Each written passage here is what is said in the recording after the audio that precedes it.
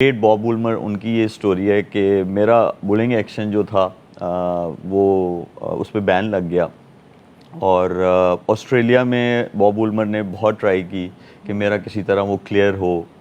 میں پرتھ میں بھی رہا بہت سارا ٹائم، لیکن وہ نہیں ہو پایا کیونکہ I had to go through elbow surgery. تو اس میں نا جب ہم لوگ انڈیا ٹور پہ گئے، اب وہ بہت امپورٹنٹ ٹور تھا، اور اس میں آئی واز پرفارمنگ آلسو، لیکن بیٹنگ میں بولنگ میں کر نہیں پا رہا تھا، تو وہ مجھے نا چیز بادر کر رہی تھی. So Bob Woolmer, he came up to me. He said, "Well, something's bothering you. I want to know that, and just try and be honest with me. کہ what exactly is bothering you." تو میں نے ان کو بولا کہ look, I have been playing as an all-rounder, so my other element which is bowling, it's not there. اور وہ مجھے bother کرتا ہے.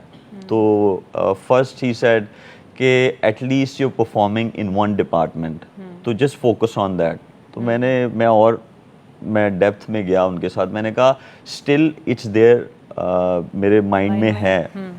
تو انہوں نے ایک چیز مجھے بولی، انہوں نے کہا کہ ابھی تو کچھ نہیں ہو سکتا کیونکہ سرجری تو ہونی ہے.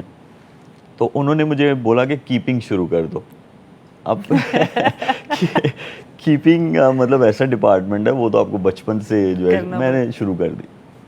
مقصد یہ سٹوری سنانے کا یہ ہے کہ انہوں نے اس ٹائم کے لیے مجھ سے بیسٹ جو تھا وہ کیسے نکلوایا جا سکتا تھا. انہوں نے مجھے تھوڑا ڈسٹریکٹ کیا کہ ایک مجھے ایسی ہوپ دی کہ I can be a wicket keeper, جو کہ بڑا مشکل کام تھا.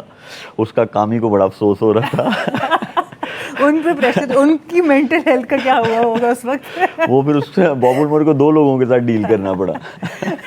تو اس میں پھر یہ ہوا کہ میں نے کیپنگ شروع کر دی، پریکٹس ایٹ لیسٹ شروع کر دی. اور تو اسی لیے میں یہ سٹوری شیئر کر رہا ہوں کہ صرف ضروری یہ نہیں ہوتا کہ ایک جو ہیڈ کوچ ہے آپ کا، اس کا صرف یہی کام ہے کہ کیسے ٹیکنیکل اسپیکٹس پہ موسٹلی وہ آپ کے ساتھ ڈسکس کرے چیزیں.